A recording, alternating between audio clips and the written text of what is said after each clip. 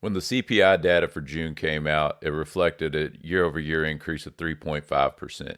Now, here's economist Peter Schiff to explain why it might be a little too early to celebrate that decline in the CPI, and also why CPI might not be the best measurement to gauge inflation. Well, the news on inflation really isn't good.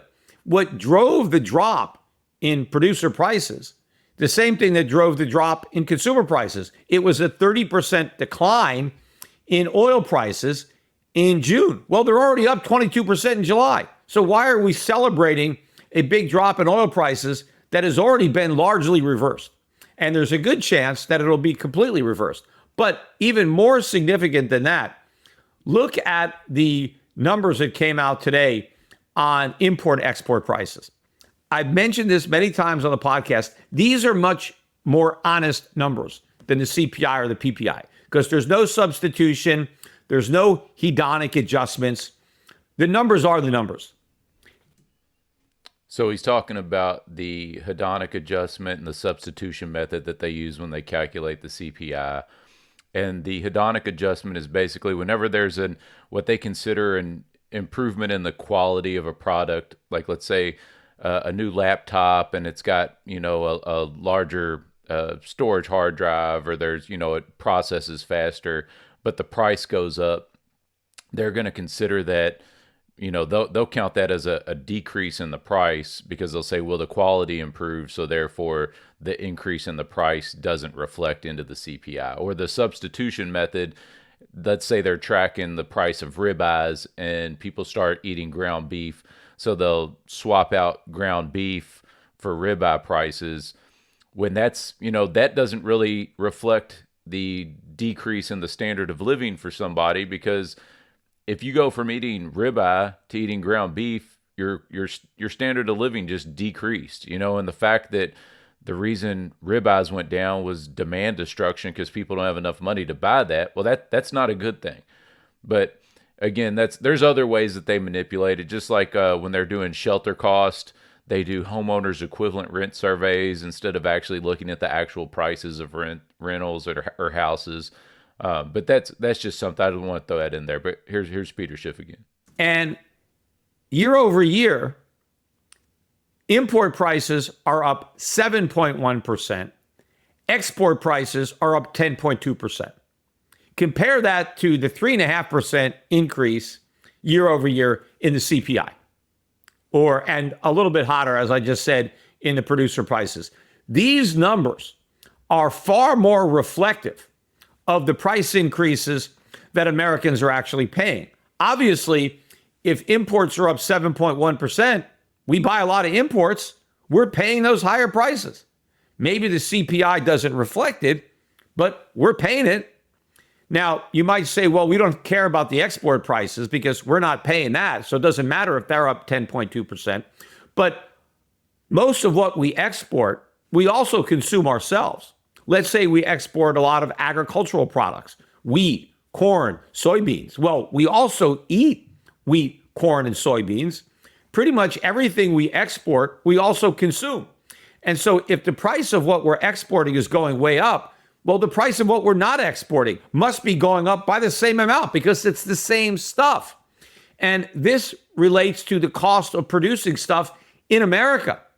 So the cost of the stuff we make ourselves rose 10.2% year over year. The cost of the stuff that other people make for us that we buy and import only went up 7.1%.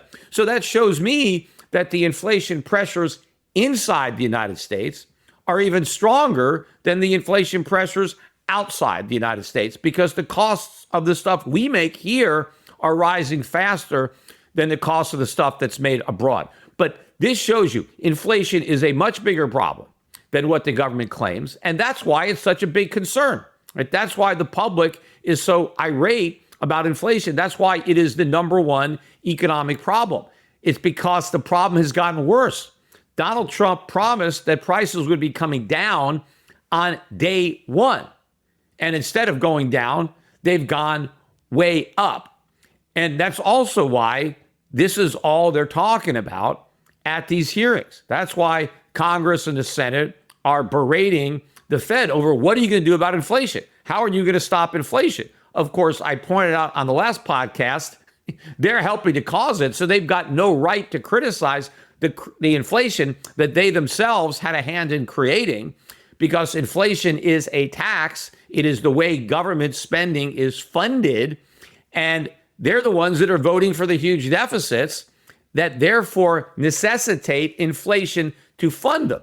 But again, the reason the government wants to misdefine inflation, claim inflation as rising prices and not an expansion of the money supply, is precisely so they can pretend that they're not the cause. So they can try to blame whoever is raising the prices and not accept responsibility for the inflation they created that resulted in people having to raise prices.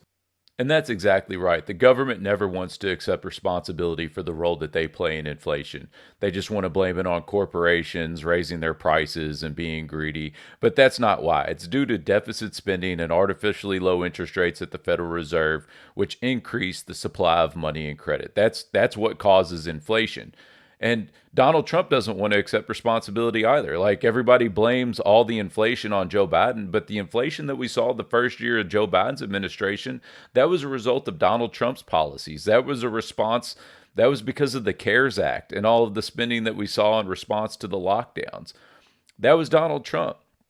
And the Federal Reserve started to raise interest rates, but they never got interest rates restrictive enough to bring inflation down to their 2% target. They started cutting rates again. And Kevin Warsh doesn't even want to use a 2% target. If you go back a couple months ago from his first meeting, Kevin Warsh was saying he doesn't even look to the number to the right of the decimal, basically meaning if inflation's at 2.9%, he's going to consider that 2%. That's 45% over his 2% target rate. And when you're talking about percentages, that's a big deal. So the government doesn't want to accept responsibility. Donald Trump campaigned on bringing inflation down, yet none of his policies really reflect the desire to decrease inflation. The big, beautiful budget had a big, ugly deficit of $1.7 trillion. That's inflationary. Donald Trump was pressuring Jerome Powell to cut interest rates faster. He was calling him too late, Powell. He wanted him to cut rates. That would be inflationary. Donald Trump's even come out now and said, I love inflation. Inflation's great. He doesn't mind that. He doesn't mind because the wealthy don't mind it because they own assets. And those assets, the value of those assets increase due to inflation. Trump said he doesn't want housing prices to come down. He doesn't want people, he doesn't want to make housing more affordable.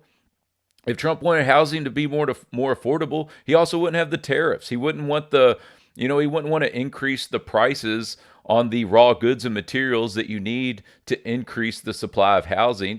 That's the best solution would be to build more houses. That would bring prices down. But they don't care. They don't care. They don't want to admit it. Inflation's a tax. It's a hidden tax on the individuals through the debasement of their currency. So, I don't know. Tell me what you think. Do you think inflation's going to continue to trend lower, or do you think we're going to see another spike in the inflation and the CPI? Let me know in the comments.